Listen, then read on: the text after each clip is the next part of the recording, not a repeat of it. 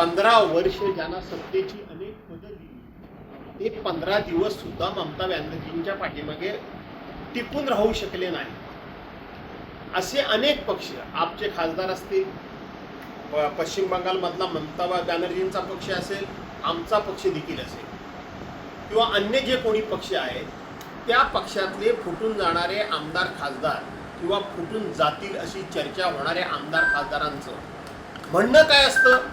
आम्ही विकास कामाकरता जातो, आम्ही आमच्या भागातल्या विकास कामं रखडवली जातात, आमची विकास कामं केली जात नाही म्हणून आम्ही जातो, आमच्या नाना तऱ्हेच्या चौकशीनं आमचा ससामिरा सुटत नाही, या नाना तऱ्हेच्या चौकशांमुळं आम्ही हैराण झालेलो आहोत, आम्हाला कौटुंबिक सुख शिल्लक राहिलं नाही म्हणून आम्ही जातो आहोत। यातला एक तरी असा पक्ष किंवा एक तरी फुटून जाणारा जो कोणी आमदार खासदार आहे तो असं म्हणतोय का की आम्ही ज्या पक्षामध्ये जातोय त्या पक्षाची आयडिओलॉजी आम्हाला मान्य आहे, त्या पक्षाची विचारधारा आम्हाला मान्य आहे, त्या पक्षाचं नेतृत्व आम्हाला मान्य आहे, त्या पक्षाच्या नेतृत्वाचा जनाधार आम्हाला मान्य आहे, असं कोण म्हणतं का?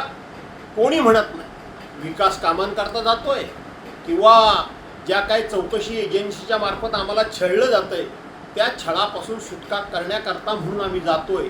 काही लोकांनी सांगितलं की जेलपेक्षा भाजपा बरा, काही लोकांनी सांगितलं की निवांत झोप लागायची असेल तर तिकडे गेलेलं बरं। याचा अर्थ कोणीही विचारधारेमुळे जात नाही आहे, तर केवळ आणि केवळ छळवादापासून आपली सुटका व्हावी, मग ती मतदारसंघातल्या कामांची असेल नाही तर वैयक्तिक चौकशांची असेल। या छळवादाला कंटाळून लोक जात आहेत याचा विचार कोण नाही तर ह्या देशातल्या जनतेनं करावा असं मी आव्हान करतो। संदर्भातलं मी बोलतोय, पक्ष फुटतायत ते का फुटतायत ते मी तुम्हाला सांगितलं। अरे पक्ष फोडणाऱ्यांना थोडी जनाची नाही मनाची तरी असली पाहिजे ना, हा त्यातला महत्त्वाचा मुद्दा आहे। या देशामध्ये 70 वर्ष काँग्रेसने काय केलं म्हणून हे प्रश्न विचारणारे लोक यांच्या पक्षाला असं काही काँग्रेसने तोडण्या फोडण्याचं काम नाही केलं। काँग्रेसमध्ये पक्षांतरं झाली नाही का? तर झाली, पण ती पक्षांतरं होत असताना छोटे मोठे पक्ष संपवूनच टाकायचे आहेत आम्हाला, आणि फक्त आम्हालाच फक्त या देशामध्ये राहायचं आहे अशा एका दुष्ट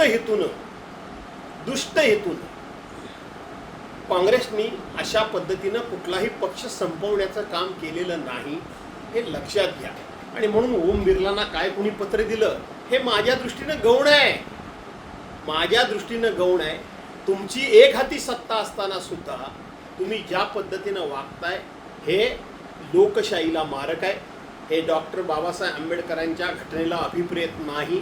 पक्षांतर्गत बंदी विरोधी कायदा पूर्णपणे पायदळीत उडवून टाकलेला आहे। मला तर वाटतं, माझं आव्हान आहे की या सरकारला की हा पक्षांतर्गत बंदी विरोधी कायदा तुम्ही संपवूनच टाका, हा कायदाच रद्द करून टाका, मगच खरी देशामध्ये मजा येईल। कोण कुठे जातोय आणि कोण कुठे जातोय हे कळेल। आणि म्हणून आपल्याला हा मी मोठा नाही तर देश मोठा आहे हे फक्त तोंडानं बोलून चालणार नाही। तोंडानं फक्त राष्ट्र प्रथम, तुमच्या ह्या अशा कृतीनं, तुमच्या ह्या अशा निर्णयानं राष्ट्र टिकणार आहे का? राष्ट्र प्रथम राहणार आहे का?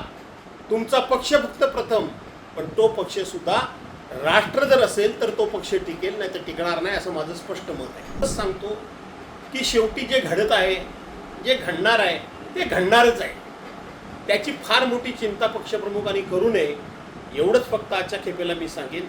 शेवटी ये दिन भी निकल जाएंगे, हे दिवस सुद्धा निघून जातील, पण हे दिवस निघून जाण्याकरता म्हणून आपल्याला कुठे ना कुठेतरी काही कार्यक्रम हातामध्ये घ्यावा लागेल, काही निर्णय करावे लागतील, काही भूमिका त्या ठिकाणी आपल्याला ठरवावी लागेल।